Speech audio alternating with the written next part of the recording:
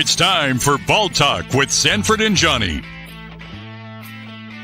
From what's happening on the blue at Boise State to the Mountain West and beyond.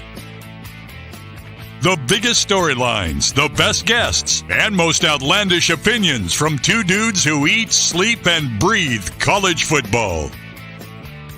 Today's broadcast is coming from the Cutwater Spirits Canned Cocktail Studios. Check out one of their more than 30 flavors of pre-mixed premium cocktails at your local gas station or grocery store. Cutwater Canned Cocktails is perfect for your next game day tailgate party. Ball Talk with Sanford and Johnny, featuring former Boise State quarterback and longtime coach Mike Sanford, and KTIK 95.3 FM The Ticket's Johnny Mallory on Bronco Nation News.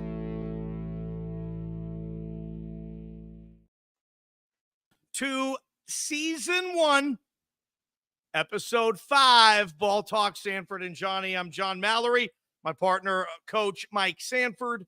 And, Coach, it's going to be another terrific edition. We got Monday Night Football in the background. We've wrapped up another week of college and, of course, the NFL. Your first year as a fan since you were in high school. How's it going, Coach? Well, it's going all right, man. Took a couple, had to lick my wounds after this past weekend. Certainly, as an alum of Boise State, that was a tough Saturday. Was really into it, was like, literally just jumping through the screen in it. But just, obviously I had a chance to go back to Folsom Field, which is really now the epicenter of college football. And I had a chance to see Coach Prime's completely revamped roster. First time in the history of college football this has been done. And I was really impressed with what I saw, particularly Shedeur Sanders, Nebraska feisty on defense, maybe one of the more dysfunctional offenses I've ever seen in Nebraska. And I saw a Colorado defense that everybody said was going to be terrible after the TCU game, pretty much just shut out Nebraska throughout the entire game. And a lot of people thought that Nebraska had the physical advantage with the O-line, D-line play. It wasn't even close, to be honest. The speed of Colorado, the execution was far superior. And here we are. I think this Saturday, it's going to be big noon kickoff, college game day. And then another show is going to be there as well. So it's all right here down the road for me, just right down in Boulder, Colorado. It's crazy, man. I mean, I've used the term several times on KTIK. Prime hijacked the world of college football. He owns it right now. He is the coolest thing going in the country, and he's turning the same light switch on at 5 a.m. that you did a few months back. That must be crazy for you in the coaching game, too. You know what's in that building. I mean, you love Colorado. You still make your home there, and for Prime to be able to go there and get all those resources and just be Prime. He sells himself, and man, it's marvelous what I'm seeing. I've never seen anything like it. I'm a fan one day. The next day, I'm not a fan. I hope he loses. Then I want him to win again. It's crazy, man. But are you 10 wins, 8 wins? Where are you now that what you've seen? I know it's early, but what are you saying, Coach? I'll tell you what, this Pac-12 in its final season, which could cue the tears for a lot of us, definitely me. It's strong, man. 8 teams in the Pac-12 are ranked in the top 25. I think this is the most in the history of the conference. Cool. It's some of the best. I think this is the deepest quarterback class out of the Pac-12. Boise State fans have already learned that in the first 2 weeks of the season. About just how good Michael Penix Jr. is. And to be honest, right now, he's in the conversation of the top 3 or 4 quarterbacks in the conference with the way that Caleb Williams is playing. I watched that game. I think Caleb Williams and SC are kind of tired of hearing about Prime and the Buffs. They wanted to put a little show on, and they had a conference battle against Stanford. Nobody really was watching it, but it was 49 points in the first half. I'm like, I think Caleb's got something to prove. So I think that game's going to going to be the one that everybody's going to be watching. Isn't that in 2 weeks? USC in Boulder, something like that. It's just going to insane. be so. They go. CU plays they play CSU Rocky Mountain Showdowns this weekend, Saturday night, 8:00, and then the following week they go and play Bo Nix and the Oregon Ducks up in Eugene at Autzen. Yeah, that's it. And then the following week is USC coming to Boulder, and it's going to be electrifying. The atmosphere was fantastic. But I'll be honest, Folsom Field, even when you're 0-5 going into the first game I coached as the interim head coach, it was an electric atmosphere as well, to be very honest. But I think the nighttime USC primetime matchup, that will be on a different level of electricity. All right, let's stop boring everybody, Coach. We love college football, obviously, but everybody's showing up for the Mike Sanford mic drop. Boise State, UCF. Coach, take it away. All right, there's a lot to talk about this week. And, I think a lot of us turn to social media immediately after a game, during a game. We have instant reactions. We think the worst, we go to the worst. And to be honest, the human emotions are similar in my own self. But sometimes for me, and just having been associated with the brotherhood of Boise State and Andy Avalos, a guy that I came in, as classmates in the class of 2000 high school, 2000 graduating class. And then Boise State, really our last season together was 2004. I'm always going to exercise restraint and just always kind of think before I tweet because of how much that brotherhood means to me. But this game, I think, showed a lot. Going into this game against UCF, I watched them play against Kent State, and it was, I was mortified, not about UCF as a team, but I was mortified about their personnel and how we were going to match up, particularly the speed and the way that Gus Malzahn and the new offensive coordinator, Darren Hinshaw, employ that speed with tempo and down the field shots. I was worried about how we were going to match up with UCF, just with all the speed and skill that they showed in that opening week. We all know Kent State's not a good football team, but speed and skill dominates when it needs to, and it did the week before. So I took Boise State winning this game. Certainly I took them covering in this pick six segment. I did so because I believe that Boise State maybe wouldn't match up physically with UCF, but I believe that Boise State was going to outplay and then most importantly, outwill UCF on the blue. And I think the game, as I watched it, it was interesting in the sense that I watched the team in Boise State that actually matched up incredibly well with UCF. In the trenches, I thought we physically manhandled their defensive front. I thought that outside of a couple early busted coverages, really the opening play of the game with some down the field throws, I thought we matched up fairly well with their speed. But the part that was, I think, disappointing for me as a fan, and it has nothing to do with the desire, the care factor of these players or this coaching staff, it was that we had that opportunity that we've had on the blue for many times in the last 25 years, which is blue magic was taking place before all of our eyes. And I wasn't even there. And I don't think FS1 can completely capture just the magnitude of the volume of the crowd, Bronco Nation showing up in droves. And what I saw was, our starting quarterback, our superstar, Taylor Green, getting hurt, leaving the game, and blue magic happened in the form of a young quarterback, 5'11", 6 foot at the very most, and threw somebody on 4th and 2 to lead the drive that we all were looking for. And then on a 4th down call against cover 0, hanging in the pocket, extreme pressure in his face, great play design by Bush Hamden, gets motion, which gets you an advantage versus man coverage. And Mad Dog just lays up a butte to Stephen Cobbs. And it was electric. And at that point, myself, I was like, there is not a snowball in hell's chance that UCF's going to score on this drive in Albertson Stadium, rocking with Bronco Nation completely behind. And not an offense-defense thing by any stretch of the imagination. I think the defense holding UCF to 1 touchdown before the last minutes of the game and, 2 turnovers in the red zone created by Boise State's defense. What I think was disappointing and what I've seen just time after time after time as a player on the blue, as a coach on the blue, and then even watching from afar as a coach at other places and tuning into Boise State games late at night is the killer instinct. And that's the word that this mic drop is going to encapsulate, is killer instinct. And I think that killer instinct and that drive did not have that same quality that we've seen so many times. I was fully expecting, after Mad Dog throws that dime to Stephen Cobbs, literally first or second play of that next drive, here comes blindside rusher, strip sack fumble, ball game, place erupts. And how many times have we seen that over the last quarter century in Bronco Stadium, now known as Albertson Stadium? Too many. But what I did see on the positive side is I saw certain players show that killer instinct throughout the course of the game. And I got a list of killer instinct guys. We used to talk a lot about OKGs, our kind of guy, Coach Peterson made very famous. Right now, I'm looking for KIGs, killer instinct guys. And those guys right now start out, number one, I saw this dude flying around, tackles for loss, playing with emotion, showed killer instinct, and that's a linebacker from San Diego, Marco Notriani. Marco Notriani is a guy that I personally have a connection to his family. His brother in this picture here after the Cal win, Thomas Notriani, was a walk-on linebacker. I just got off the phone with him just to double check that the pronunciation of his last name's correct. And yes, to all the broadcasters out there that mispronounce Marco Notriani, I got it from the source, which is the family. And that's my man right there in that picture, Thomas Notriani, and his brother Marco. Redshirt sophomore, is going to have an unbelievable career. And I saw leadership in not just his emotion, but how he played the game.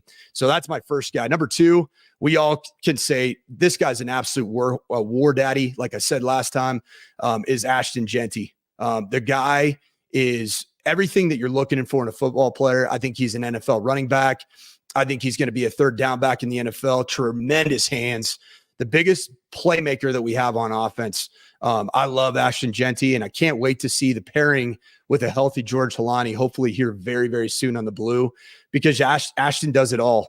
Now, the only thing I'll say about Ashton is killer instinct sometimes gets him in positions where he uses his 44-inch vertical and jumps over humans that are standing up, and then he lands straight on his neck. Let's play the long game, my man Ashton. Keep playing with that killer instinct, but let's make sure that we reel it in terms of how we finish on top of our heads. Third guy that I have, I loved this guy as I was watching this game playing. I was standing up, fist pumping. Anytime a bubble was thrown by UCF, the corners did a good job of setting the edge to force it back inside. But like a dang bat out of hell, my man Rodney Robinson. This dude is a ball hawk. He's physical. He's what I call in the game of football, he's a trigger guy. He doesn't wait to pull the trigger. He sees it and he pulls the trigger. Kind of like a free swinging Dominican baseball player in the major leagues. See ball, hit ball. That's my man, Rodney Robinson. Love him as a player. Love what he's doing. Physicality and decisive defensively. How about our guy? Fourth guy that I see as a KIG is my man, Jonah Dalmas. This he's got ice in his veins. I wish that the timing of it all would have flipped, so we would have had Jonah Dalmas on the blue ready to kick the game winner, because I know what would have happened. I have all the confidence in the world, and you can see it by his preparation, is the look in his eyes, and that's a KIG to me. And then the last KIG is, I think, a group that came into the season much maligned and has proven through 2 games against the 2 toughest teams that Boise State will play this season in Washington and UCF, is how dominant, nasty, and physical that this offensive line is in the 2023 season. And I think that this group, with the leadership that they can personify, the Ben Dooleys of the world, getting banged up and dang near fighting somebody on the sideline to get back in. Seeing my man Nathan Cardona come in, he looked physical. He was getting pushed as a backup to Dooley. But I love this offensive line. They remind me of the O-lines of yesteryear on the blue. I think that this group is one to ride. And my challenge really is that this KIG culture, I named 4 individuals in 1 unit. I think that this is where this entire program, everything is those guys that I named, bring them along with you. Yeah. And bring more killer instinct to the table. And I think we're going to like the results, what we see going forward. Bronco Nation, it's been a challenging 48 hours for all of us. More importantly, I hope everybody know how much more challenging it is when you're coaching and playing and you're the man in the arena. There's nobody who cares more than this group of players and this group of coaches about getting this wrong or getting this wrong righted on the blue. And it's going to start with what I believe is a tricky matchup this Saturday at 10 a.m. against University of North Dakota. And if I were any of these players in the blue, I would believe that acronym, UND, is Notre Dame coming into the stadium. That's what type of mentality that we're going to have to prepare ourselves to go play a team that's riding high, very confident, and feels like they might have an opportunity to pull the upset, the unthinkable on the blue. So that's what I got for the mic drop. Mike is dropped. Well said. Well said. I got a couple of follow-ups after the mic drop. First off, Coach, is this okay? Can I ask you a couple of things here? You sure can. Okay. The offense. When you've been a part of offenses that maybe have struggled in early games, and maybe that's because you're playing really good teams. I mean, you guys had to open some tough non-cons at Western Kentucky and other places you've been, and you're thinking, is this who we are, or did we just play really good teams? Boise State didn't take a snap in the red zone against UCF. Against Washington, they reached the red zone 3 times. I think they probably had, I haven't looked, 15, 16, 17 possessions, maybe more. And they've had 3 trips to the red zone. You've watched every snap. What's wrong with this offense right now? I don't think there's anything schematically wrong with the offense. In fact, I was actually really pleased with my guy Bush's use of motion, pre-snap motion. I loved the commitment to running the counter play, which when you're seeing a team that's playing upfield, contained defensive end play, which UCF employed, it makes it very easy to pull the first guard, kick him out, and then bring around the tight end, or sometimes it's another wide receiver in motion, and then he comes and wraps for that play side inside linebacker. I mean, that counterplay was pay dirt. I mean, obviously Genty had a really good game, but there were some caverns that were created. And what I'm looking for right now is just the consistency of the pass game to match what I believe has been a very impressive run game. And what I believe needs to happen is the ball needs to be distributed to more humans on the perimeter. I think that this group of wide receivers, I think much maligned so far in the first 2 games, when are they going to step up? When are we going to see like the emergence of a single wide receiver? Let's not forget that Caples is out, but I believe that there's a lot of capable wide receivers in that group. And it comes down to just trusting him. Coaches trusting him to go make plays, quarterbacks trusting them to be the guys that can go make the breakaway play. And I loved in the moment on the 3rd down, critical down inside the 30-yard line. I loved seeing what I saw out of Mad Dog Matson, and ripping a ball to a guy like Stephen Cobbs. And we saw what he can do. Ran through an arm tackle, finished in the end zone, pay dirt. And I want to see more of that distribution of the ball, getting around to different playmakers. These guys that we've heard a lot about, Prince Strawn.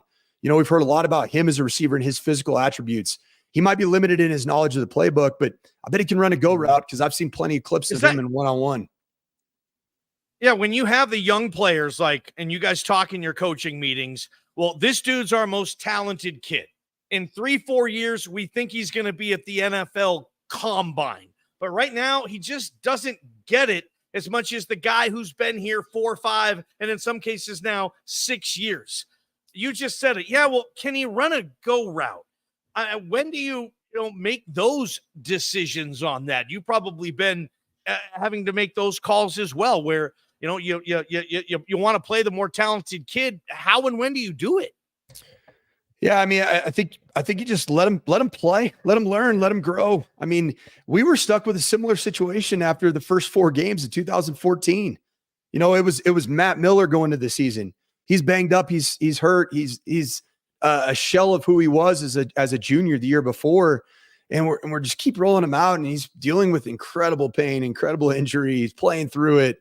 He's literally like a cowboy from Montana, because that's exactly what he was. That's just kind of toughing it out and jumping on the bull for 8 more seconds. That's what Matt was doing, but we had to go. I love Miller, man. I love that dude. It's Miller time. It always is Miller time, man.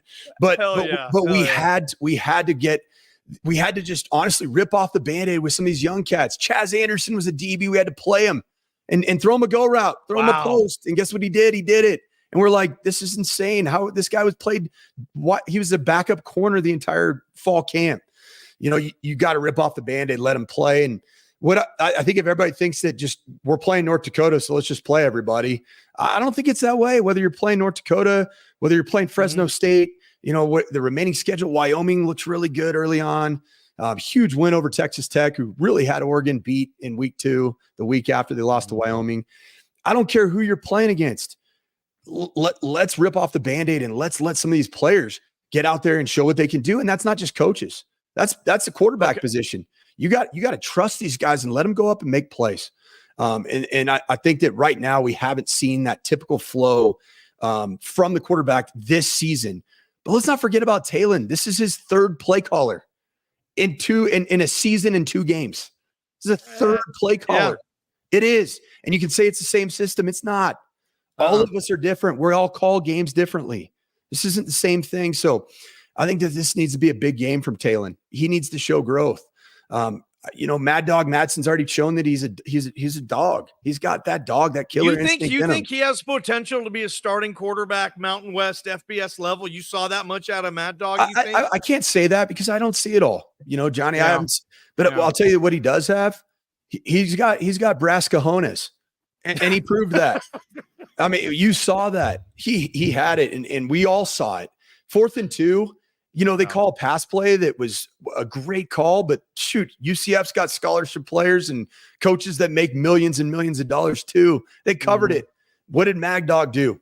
He put his face through another human being right at the sticks and converted it. I'm like, let's go. And honestly, at that moment, I had kind of Grant Hedrick vibes, to be honest. I was like, and now Grant Hedrick's arms aren't as big as Madsen. Madsen's like a little bodybuilder MMA fighter version of Niner of Grant Hedrick. And and I liked what he showed. So I think Talon's got to respond this week. And it's not Talon's a good player. He was Mountain West Newcomer of the Year last year. Am I right in saying that, Johnny? Yes. Was he Offensive Player of the Year or Newcomer of the Year? Yeah, I think he was Newcomer of the Year. I don't believe he was Offensive Player of the Year last year. That was Jake Hayner, even though he got hurt. He was pretty good. Yeah, he's pretty good, but he's a big sauce guy. Apparently, he likes to throw a little testosterone in the old body. But what I'll say, I mean, Talon's done it. But I think this season, when you play 2 extremely challenging opponents, 2 of the best offenses in college football in week 1, it's going to expose some deficiencies. And to that, I'd say that's good, because then this gives our coaching staff an opportunity to write what's shown up, which may have not showed up if it was a Portland State and Nickel State opener, type deal. This is a completely different ball game. I don't know that Boise State has opened with this type of a 1-2 in the opening 2 weeks of a season in the history of the program. I don't know if that's happened. But that's what we want, right? That's who we are. And the thing that's disappointing is that we literally had this UCF team on the ropes. We had them on the ropes, and it's that who's going to be the guy that displays that killer instinct in that moment, and that's critical. If you're a head coach and the other team gets in the red zone 5 times, they score once, have 2 picks, fluky or not, as a head coach, are you saying, hey, defense, very well done there? Or is it more of wiping your brow? Whoa, we got away with a couple. Well, I think it shows the resilience, the care factor, the toughness of this overall defensive unit. A lot of red zone it's a mentality. It's like when you enter the red zone as the offense, are you smelling blood? Are you like, oh, these guys are reeling, they're tired? And then on defense, okay, you've given up either an explosive play or they've just been march right into the red zone. That can be mentally debilitating. But what I would say is that this defense has risen up. They've made the plays that may have been gifted to them. I mean, let's just call a spade a spade. But as a head coach or as a defensive coordinator, I listened to Spencer today and Spencer Danielson in his press conference. He was right on. He said it just like you should say it is. We're not going to just take the wins because we got interceptions and turnovers. Coaches coach every single play in terms of assignment football, being in the right places, and maybe you got away with a couple, balls that were in receivers' hands that could have been touchdowns and were dropped, and they found the way of our receiver or our DBs in the end zone or near the end zone. You can say that, but on the flip side of that, our guys made the plays, and that shows the type of toughness and resilience that we do have. But what the big piece that I keep coming back to is that killer instinct. Blood's in the water. All right. Blood's in the water, not just in a situation. I'm talking about game on the line. Blood's on the water. And that's what I think we come out of this game and we're going to find out the answer to that. Do we have that killer instinct? And it might even be Saturday. It might be Saturday. And I know that sounds insane.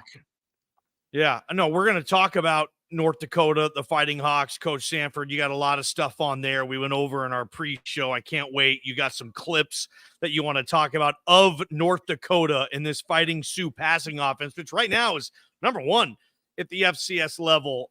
So let's advance this a little bit. I'd love to sit here and talk Taylon Green for another 40 minutes and ask you about picking his stuff apart, but I think we need to move on. We're already 25 minutes in, man. This show goes so quick. Quickly, and this is nerdy stuff that I think about.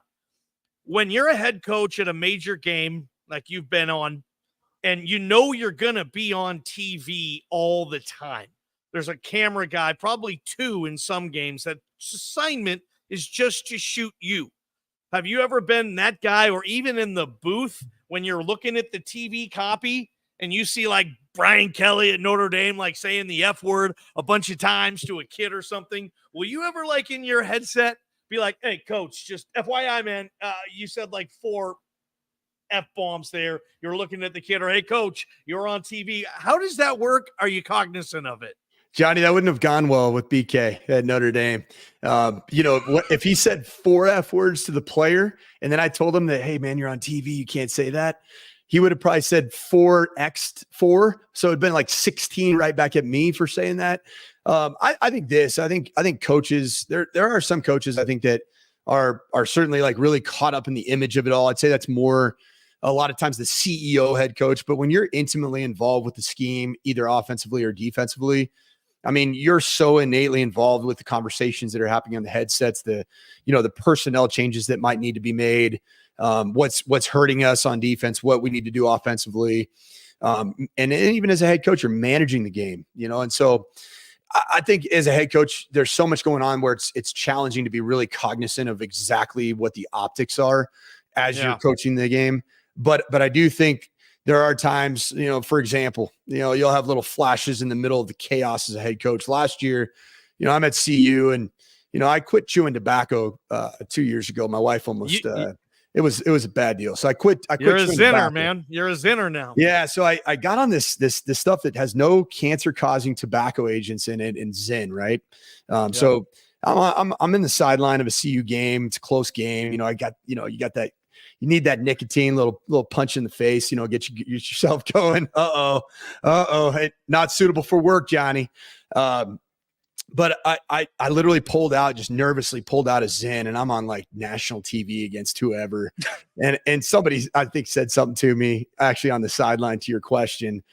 And I'm like, oh gosh, at least it's not actually tobacco. It's not, this isn't as bad, right? Like it's an NCAA violation to pull out actual tobacco. Zyn, but you can do it in the box. No, you cannot do it in the box. I actually got written up for it at Boise State in 2014, which really started the downward spiral of tobacco in my wife and I relationship. So I pulled out the Zyn, right? Somebody comes up to me and says, hey man, you gotta be careful. So then next game, I just put about 42 Zyns in my back pockets for the game. And it was awesome. Yeah. So I could just kind of reach back there, and they were running around free, popping them in there. There are some little moments where you are cognizant of what's going on in the external world. All right, let's get into it. And this is one of those games, and it's not this way in the building, obviously, Coach, but for fans and welcome to the fan base, it is. I mean, unless you win 77-0, like no one's going to be happy with this. And you're here and you've told me some of this, and now you're going to tell everybody watching like that might not be the case, nor should it be the standard against this particular FCS team, North Dakota. They've scored 90 points in 2 games so far. They're averaging, Coach, to 548 yards of offense per game. So here comes Boise State again with another monster offensive machine, albeit at another level. I just wanted you to go on this one and tell us all who the hell are the North Dakota Fighting Hawks, and how good can this offense be? Well, if you've been paying attention to college football over the last 10, 15 years, you know that the Dakotas have become a really like almost an epicenter of really good coaching, really tough cultures, spearheaded by NDSU, North Dakota State, and, what they did, the head coach is now, at Wyoming and Craig Bowl, at Kansas State, Montana State. These guys all have ties to the Dakotas. Shoot, that guy up in Seattle that put a pretty good show up in terms of play calling 2 weeks ago, Caitlin DeBoer, is also a Dakota guy. South Dakota State, North Dakota State, and University of North Dakota Missouri Valley football is real. My dad was a head coach in Missouri Valley Conference. And when we were at Western Kentucky, I mean, I'll be honest, my dad said that there's teams that we played in that conference, in Conference USA, that wouldn't survive in the Missouri Valley football conference. And that's being honest. I think that this is one of those games where all the traps are set, right? You started out with two really elite Power 5 teams that are playing at a very high level, in Washington and UCF. And now you're playing a 10 a.m. kick, playing an early morning kickoff. Your circadian rhythms are going to be a little bit screwed up. Your sleep's going to be messed up. I know Coach Avalos and staff will do a great job of getting the players up earlier, but it's going to be a weird week. And you think North Dakota cares about, what time the kickoff is? Do you think they care about the environment of the game? They could absolutely care less. They look at this as Boise State and an opportunity to come in here and do something that I don't know. Remember the last time that's happened, an FCS team coming on the blue and winning a game. It probably was back when, Boise State was playing FCS football, to be honest. But this is a dangerous team. This is a team that I think that Boise State has got to show the killer instinct that I talked about. They got to do it from the very beginning. You got to punch them in the mouth, out physical them. All these North Dakota programs play very physical brand of football when they need to. Their offensive line play will be very good. They'll try to pick you apart underneath, so playing top down defense is going to be important, but just like I saw from my man, Rodney Robinson, we need to pull the strings and be trigger guys and get guys on the earth ASAP, because athletically it will be a massive step down from what we've seen the first 2 weeks. Schematically, belief, toughness. I think that this is a team that is going to want to come in here and throw haymakers. But Boise State coming out with the right mentality, the right mindset, we're going to take care of business. I believe that. What are you saying if you're a North Dakota offensive coach, okay, and you're going into your coaching meetings this week and you're saying, look, yeah, this is our big payday game. We've been talking about this, motivating the kids all summer with this game. And here we are, looky. Boise State's 0-2. They played two really good teams, and defensively, they are struggling.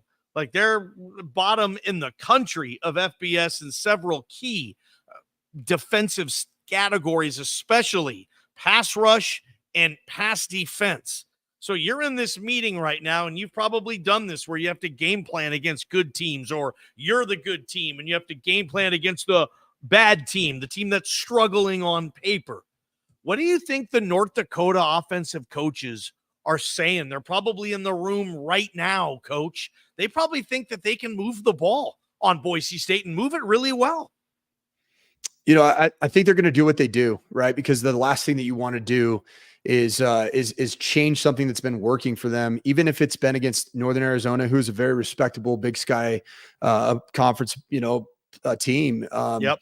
This team was up 37-9 in the third quarter on Northern Arizona. So North Dakota, they're doing some things that really work. So I think they're going to do what they do. They're going to allow their players to play free. They're going to cut them loose to do what they do. I don't think that you should expect a whole bunch of changes in schematics. However, I think you're going to see them attempt to throw the ball down the field.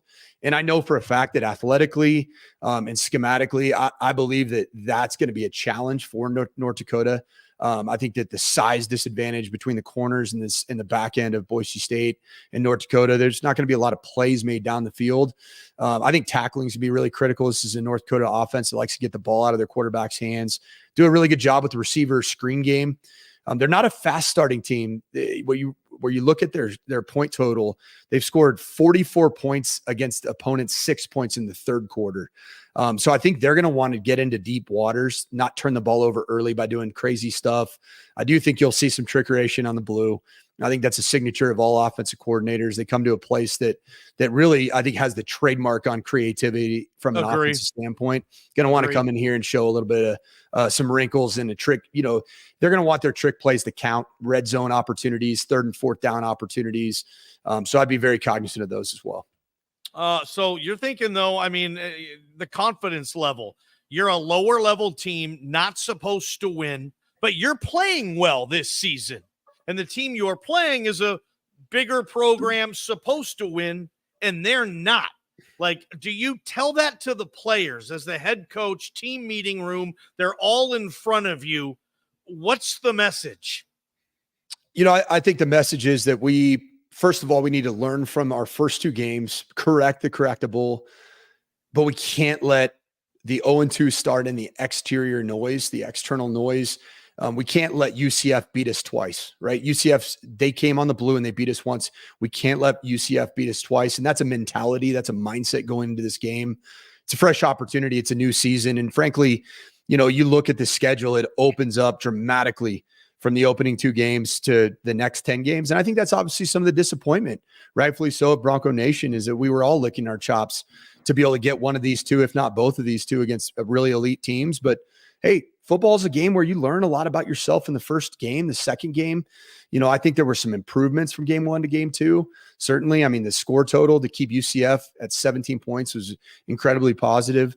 To really have the would-be game-winning drive offensively with a backup quarterback, I mean, that's incredible, to be honest. But I think that you go into this game and say that, we learned those mistakes. We have battle scars. We have wounds. But let's look to our scars to propel us forward, not to remind us of the depression that we felt, the state of pain that we felt after that UCF game on the blue. Those scars, if this team takes it the right way, those scars will help them grow. You said you had some clips. Where did you find these? North Dakota Fighting Hawks here on Ball Talk. BJ, why don't you roll these, coach? Let's do some Sanford on the board, man. I love it. Let's do it. Yeah, so like I said, so this is what you're going to see. North Dakota, they're going to spread it out on early downs and in the open field, but they are physical, get into like 23 personnel, 2 backs. They're going to dot the I with a fullback and a tailback from under center, and they're going to try to run it right down your throat when you get into short yardage and goal line situation. You see they brought in a defensive lineman at fullback, moving the pile. You see him again. Here they are again. Huge. And then I love the creativity of the QB sneak. Ran a little end around motion, just a faux. And then all of a sudden, here's the snap. They're pretty confident. You can see even how they're celebrating. But look at their fullback 43 pushing the pile, aiding, which is perfectly legal in college football nowadays. But you see Northern Arizona here early on, pressure. This isn't a team that's forced a ton of turnovers, 2 interceptions and 1 fumble, but you can see right here, North Dakota took a moment in their home environment and changed the game and electrified a crowd. That's an 18,000 person crowd right there. This isn't, a team that's coming in here and plays in front of 2,000 or 3,000. This is real football. You can see right here, there's mesh concepts. You can see how they do a good job of passing off man responsibilities, allows the rush to get home and then scoop and score from the Fighting Sioux, as they used to be called, I believe. Now they're the Fighting Hawks. That place is packed, man. Oh, it's 18,000 and they're averaging 18,700 a game. So here's your down the field passing opportunity. Interestingly enough, they play 2 quarterbacks. Right before half, they brought in another quarterback. I believe it's Feeney. He's their downfield thrower. His name's Trey Feeney. That one right there is Tommy Schuster, their starting quarterback. Incredibly efficient, but he's a 76.79 completion percentage guy. But clearly, as you see right there, he's got arm talent limitations. So there's going to be opportunities if they choose to throw down the field for our back end. My man Rodney Robinson going up and plucking one out of the air at 5'8". And then you can see they're going back to their bread and butter, running power, right at you, athletic back. They've spread out their carries. Their main back has 19 carries. Second guy is 16.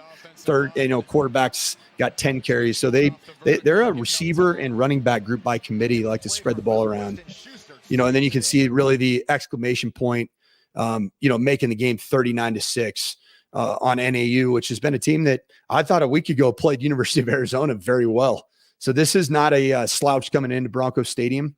This is a game that we need to treat like literally the Fighting Irish of ND are coming into town, and I believe that. Yeah, they look good. Obviously for their level, they went to the playoffs last year. And do you sense blood being in the water though? Like I was suggesting earlier, because Boise State is down or has been down and has played 2 really good teams. Our North Dakota's coaching staff saying, dude, these guys don't have any confidence over there. No, you'll never say that. You'll never say that to your team. I just think you just talk about opportunity. I think that, Boise State sounds like from, Avalos's press conference today, just went right back to work on Sunday, had a really productive day, meetings, practice, they're getting them back after it. But I think it's important that this week of practice is a tremendous confidence building week. And I think for North Dakota, they're going to do what they do. I mean, they feel, I'm sure they come into here with a lot of confidence in themselves, just knowing that if they do what they do and don't turn the ball over, they can take Boise State into deep waters, and they've already proven to be a really good second and third quarter team. Would you hate playing or coaching at 10 a.m.? Does that just suck all the ways around?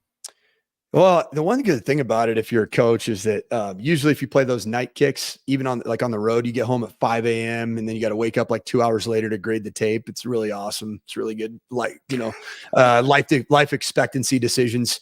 The 10 a.m. kicks, as long as you just bring the juice. We always used to say BYOJ, bring your own juice to everybody. I was one of those guys that I'd wake up at 5 a.m. I'd be down there at breakfast. Hey, how we doing, guys? Basically just completely blown out of my mind with Red Bull and, coffee at that hour. But, some players look at you like you have 10 heads. They're like, why are you so excited? I'm like, because we're playing a ball game in 3 hours, man. That's the kind of energy you got to bring. But the benefit, man, is you get to watch college football later in the day. You get a good dub, at 10 a.m. for a home kick, man. You finally get to actually watch ball and be a fan, a semi-fan for a minute. I mean, my post-game show airs at night. Like, I didn't leave the studio last week till like 11:30 midnight, right? Our post-game show was going to be in the afternoon. It's just going to be weird doing that. One more quick thing, and let's get to our pick six. As a head coach or as an OC, I see a lot of plays on TV. If I'm watching Andy Reid or just whatever random game I'm watching, and I see a particular play, and I'm like, God, that's smart. And they do a good job of diagramming. I totally get it. You want this coverage. You're picking on this outside backer or nickel back. You're going to be able to move him here, and you are scheming that, right?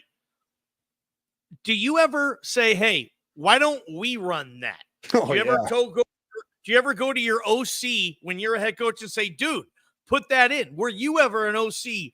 Brian Kelly, Brian Harsin, all these PJ Fleck, all these big name coaches that you work for, did they ever say, hey, Sanford, I saw Andy Reid do this last night. I want you to take a look and I want you to put it in. Does that go on? Oh, yeah. First off, Johnny, football at every level is the largest form of plagiarism on planet Earth. I mean, it is and nobody cites their work. So, my AP literature teacher would be fuming at me for not properly citing my work. And honestly, that was a Chris Peterson staple. I mean, it was so funny. I'd get into, game plan meetings on Tuesday, and Pete's had 48 hours to put a game plan together. And I'd always be like, oh man, okay, what new offense do we have this week? And all of it came from somewhere else. And usually coordinators have their team that they like to study. Hars loved Chip Kelly. He loved Chip Kelly. And that was, 2014. I did too, man. I mean, Chip was rolling. It wasn't just the tempo. Oh, totally. There were some cool things he did. He really liked Chip when he was at the Eagles, the early Eagles success of Chip. And they were doing some really cool stuff. So Hars would actually make a really good cut up for me, an idea tape. And we'd go through that idea tape together. And some of the best plays that we ran were Hars, watching football, studying tape on his own, bringing him in, but as a coordinator, you're like, I can't put in 99 new plays this week. We won't be able to get a snap off, so you'd have to pick your 2 or 3 that you're like, okay, this actually really works against the defense that we're playing, which is going to be most likely a man coverage outfit or a quarters outfit. Sometimes they'll bring in plays that I'm like, that beats an entirely different coverage than we're seeing this week, but let's put it on the back burner for maybe 2 weeks from now when we play BYU and we see that coverage or whatever it may be. So it does happen. So that happens, man. I always think about that because I watch Andy Reid do shit and I'm like, hey, where's Shane Waldron, Pete Carroll? Why aren't we running some of this stuff or whatever level it is? It's hilarious. I heard one quick story. Bill Walsh, before he passed away, he told the story that he was just watching a random game. He wasn't even watching it. He was somewhere where there was a game on, and he heard part of the cadence. He heard a check, and the word he heard, he said he thought, is that what I think it is? I don't know any of these teams. I don't know any of the coaches. And he talked to his wife or whoever. He's like, watch, it's going to be this. And sure enough, it was that. And she's like, honey, how'd you know that was going to be the play call? He said, honey, I invented it. It's my call. It came back from old West Coast principles. And does that ever happen with you too, where you can hear stuff and you're like, oh, I know where that dude got that from or whatever? Because Bill Walsh, I mean, again, this is 30 years, 40 years after Bill Walsh had even coached and they were still running his stuff. Like to me, that's as good a compliment a coach could ever get. There's no doubt. I mean, Bill Walsh is he's the father of all modern passing game. Truly is. He and Don Coryell were. Was your dad a big fan of Walsh? Your dad a big fan of Walsh? My dad actually came more from the Don Coryell tree originally. The John McKay, John Robinson, Norv Turner. He was and that was a digit system passing game. So you would literally, and Dirk Cutter had experience in that system and the West Coast offense. And so when I was a freshman at Boise State, we blended literally the two systems of the NFL.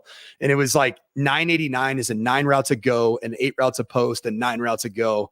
787 is a post corner, a post in the middle. So, it basically, you call it that way across, and that's the original Don Coryell. Whereas Bill Walsh was tag every human, green, right, west, V counter, 96 power king killed, 97 wrap, alert, hound 2 double go. That would be a play call. That'd be actually one of our shorter play calls, to be honest. It's just tagging everybody, saying you're going to do this, you're going to do that. Yep. Yeah. And that's what we did at Stanford. David That's Shaw was a direct descendant of Bill Walsh, played for Bill Walsh. And then he was an intern, quality control guy, and then pass game coordinator, for more Bill Walsh disciples than John Gruden. So this past weekend in Boulder, I was up in the one of those suites, really nice. Shannon Sharp's off to my right, Stephen A. Smith's off to the left, not in my suite, but suite next to us. Wow. And I'm sitting there with diehard Buff fans. And literally during the game, I'm calling plays. I'm like, here comes this. And they're like, no, how did you know that? I can't wait to watch a game with you, man. Yeah, it'll be bananas. Yeah. My wife can't stomach it right now because I'm watching TV and I'm like, I see the formation, double pass, here it comes.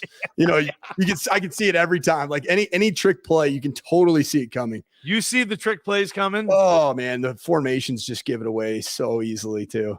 Did you see it when you were an OC and the other team was doing it? Oh yeah. Could you tell your DC? Yeah. Oh yeah. Okay. Look at it. Here comes the double pass, whatever it may be, and it's awesome. Funny because as a coordinator, you get really OCD and you want your trick plays to come off the identical formation, the identical set of what you might have, possibly done, maybe to just throw a bubble screen. So, teams that I think disguise things really well, I have a lot of respect for. Let's get to our pick 6. BJ, why don't you let it roll? Give us a standings update, ball talk, Sanford and Johnny, season 1. Episode 5. And BJ, I thought I was going to pull away from Coach. Then last week happened, and I got my ass kicked. It did. Before we do that, though, Mike Sanford, you were talking about the crowd and maybe FS1 not doing a great job of showing Boise State's crowd. I did have a short 20-second clip here that I took on the field I wanted to play. This is right after the Steph Cobbs touchdown, getting ready for the next kickoff.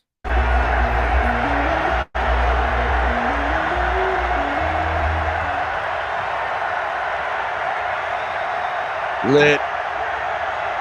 Place is absolutely electric.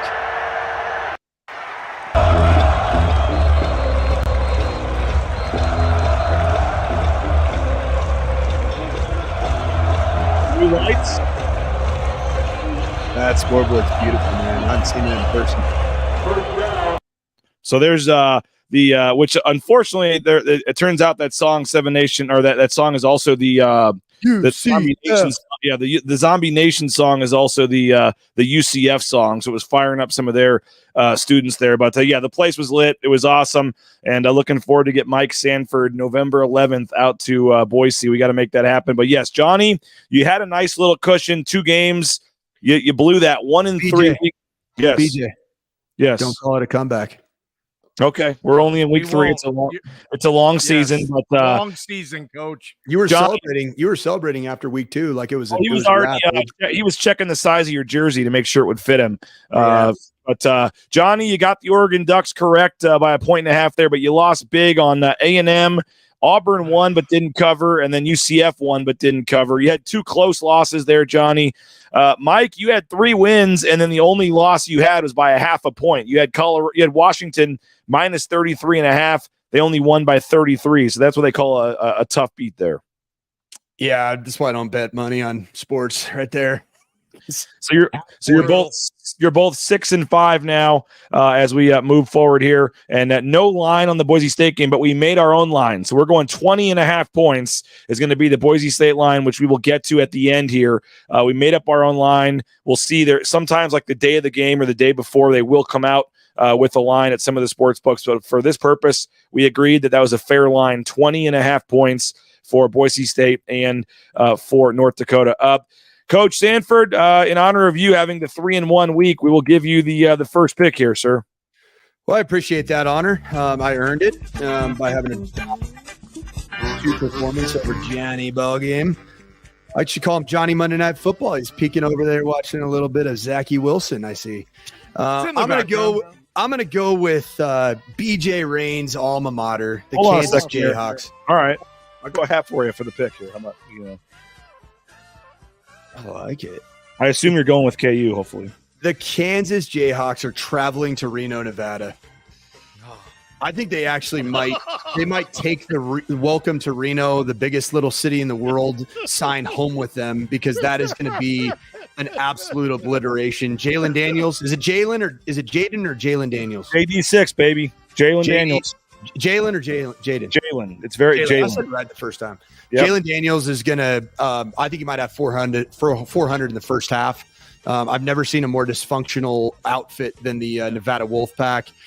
Just got obliterated. I mean, I'm talking obliterated by the DAV, the dog-ass Vandals, as we've called them so appropriately for decades. So I'm going Kansas covering minus 28. Go Chalk. Rock Chalk Jayhawk, baby. I wish I could get down there, Coach. The Boise State game will be over by 2:00. That game doesn't start till 8:30. Oh, I wish I could get down to Reno for that one, but not going to happen. Johnny, what do we got? I'm taking the Buckeyes at home, and they're facing a team that has not recovered since they fired my ball talk partner. Ask him who scheduled this game. Ask him who scheduled this game. Ohio State minus 28 at home against the Hilltoppers from Western Kentucky. Look, Ohio State is ready just to put it on someone. I love their running back. I just love everything about it. Ohio State, there's no chance Western Kentucky has here, in my opinion, to even stay within 28. Ryan Day, you need a blowout, bud. You do. You need an ass kicking. I think you're going to get it here. I like Ohio State like 57-10, 65-7. I think this is going to be covered at halftime, Coach. Ohio State just embarrasses Western Kentucky. I'm pretty sure I scheduled that game when I was the head coach there. It's funny, you schedule out and it's like 2023. I'm like, man, it's 2017. That sounds a long time from now. Yeah, let's do it. Let's go it'd be really fun. Let's go play Brutus Buckeye. My next pick, the Nittany Lions. One of my close friends in the industry, known to Boise State fans, Stacy Collins, special teams coordinator at Boise State. One of the best men and coaches that I've worked with. Eric Raisbeck is also there as a quality control guy. Both guys I worked with at Utah State.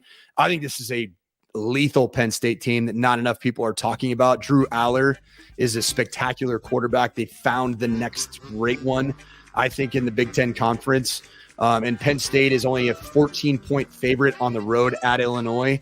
This isn't your last year or two years ago version of Brett Bielema's Illini. I think this is going to be Penn State, and I'm talking Penn State big.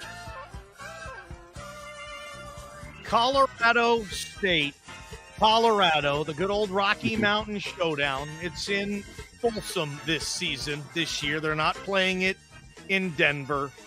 And I've bought into Prime, hook, line, and sinker. And I honestly feel sorry for what's going on at Colorado State. I mean, their pass defense has been worse than Boise State this year, and they haven't even played anybody.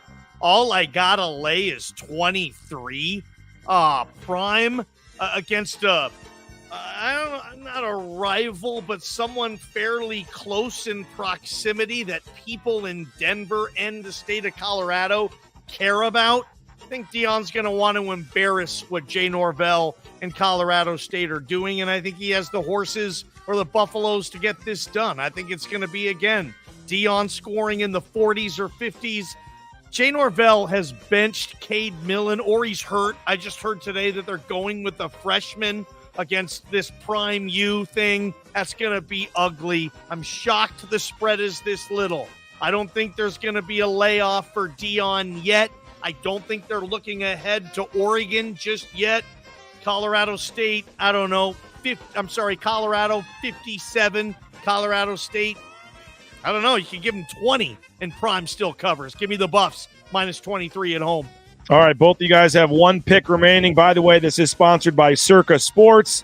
I'm wearing the Circa Sports Millions hat here. I went 2-3, guys, in the Millions contest, but did have the survivor pick advance. The Washington Commanders were a little nervous for Team BNN, but they won.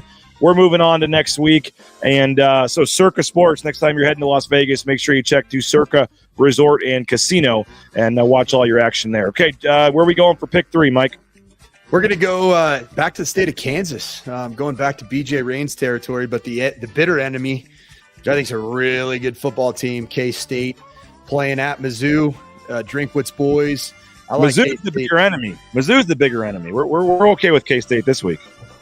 Okay, all right. I'm going Kansas State. I'm going big. I think that's just a complete program, offense, defense, special teams. Mizzou's kind of had some uncomfortable early games against, a group of 5 teams. Middle Tennessee State, that game was way too close for comfort. Week before, I think it was an FCS team that went down to the bitter end. And SEC football, it shouldn't be going that way as playing against an FCS team. And so I'm going K-State. They have 4.5 points they're favored by, and I'm taking K-State minus 4.5.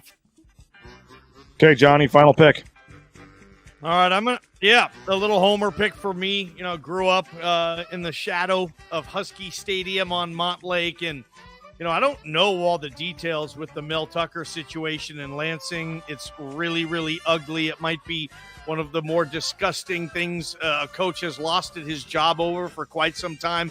Again, I still don't know all the facts, and we'll see what happens with that, and I hope the victims get whatever justice they deserve. But I don't know how they're going to circle the wagons with that football program this week with everything that's going on. Now, look, if Indiana State is coming in, if Yale is coming in, maybe even if Utah State is coming in, I'm naming all the places Sanford has been, then maybe you're still okay. But this is Kalen DeBoer, Ryan Grubb, Michael Penix's brain trust that I think might be the hottest head coach, OC, quarterbacking unit in the country right now. They're shredding folks. Even when they don't play all that well, I still think they're going to find a way to put up 33, 35 points on the board. This Easily. is a big game. This is saying, hey, Big Ten, we're going to be here next year, and we're going to be a problem for you. The Huskies are favored on the road by 16. So Vegas obviously knows Michigan State is in trouble with the coaching situation. I'm going to take the Huskies. I'm going to lay the 16 points. I got 3 favorites this week, and I hope that they all cover. So, yes, Washington Huskies minus 16. I love it. So this game was actually supposed to be Boise State playing at Michigan State this week. And that game was 2 years ago when they switched it around, Johnny, and they canceled the Michigan State series, added the Washington series. So this game is happening because Boise State did not want to go to Michigan State this week. So Washington is instead. And also, by the way, Washington is paying North Dakota to come to Boise this week to play them as part of that deal. So Boise State got $1.5 million to go to Washington in week 1, and they're getting North Dakota, I think it was $700,000 or something, paid for by Washington this week as part of that deal. But again, this could have been Boise State going to Michigan State this week if the original schedule hadn't changed. So one game left, Boise State, 10 a.m., as you guys said. And again, there's no official Vegas line out, but we are going 20.5. Maybe that's way low. Maybe that's way high. Let us know in the chat what you think. But 20.5, Mike Sanford, which side are you on here? I'm gonna make a pick that I think is gonna surprise people. I think this game's gonna be closer than 20.5. So I'm gonna go North Dakota. Wow. And I'm not saying because of any other reason that I want Boise State to come out here and lay a 60 spot on them. I want them to completely shut down. But I'll tell you this from my own personal experience, a confident football team coming in after, a team's faced two giants in college football really in back-to-back weeks, 10 a.m. kick. I think that all of the things that could lead to a disastrous game are in play. But I do think that Boise State is going to solve problems in a closer game than people want, but they're going to solve problems for down the road. But I think it's going to be a Boise State win, but by less than 21 points. BJ, this is an easy peasy for me. Boise State's going to cover this spread. I'd be a little worried about what North Dakota can do. They're very respectable at their level. Boise State, no, you can't let this happen. You need to annihilate these dudes, at least certainly win by 3 full touchdowns, you guys. Give me the Broncos in our created point spread of minus 20.5. I'll take Boise State, guys. All right, so to recap, we've got quickly here, we have Johnny taking Ohio State minus 20.5, Colorado minus 23, Washington minus 16, and Boise State minus 20.5. Is that correct, Johnny? And then yep. Coach Sanford's got Kansas. What's the line on that? 25? What was the line, Mike, on Kansas? Kansas is 28. Okay, 28. Penn State minus 14, Kansas State minus 4.5, and you're taking North Dakota State plus. No, University of North Dakota. North Dakota plus. I knew at some point this week I'd screw it up. 20.5 for North Dakota there. So. And I do have a public apology to comment right here. You can click on it. Bison Nation ND. UND only has 8,000, 10,000 fans. NDSU has 18,000. Sanford with a smiley face. When I read their stats, I was looking at total attendance, and I looked at it as average attendance. So just a very newcomer to the journalism world. I do apologize, and great find there, Bison Nation. A lot of comments where we don't have time to get to them all, but one comment I did want to ask you about real quick, Mike, was Logan Byler asking here about the possibility of a 2 QB system moving forward. Wow. Any chance Maddox Madsen gets regular playing time if Taylon Green is healthy? I think that there's not going to be a 2 QB system here at all. I don't see that working with kind of the skill sets. I don't see that being the deal. Taylon's going to he's got to have a big week this week, a big week of bounce back and recovery and physically, emotionally, and go out and ball out on Saturday. And if he does, this won't be close. All right.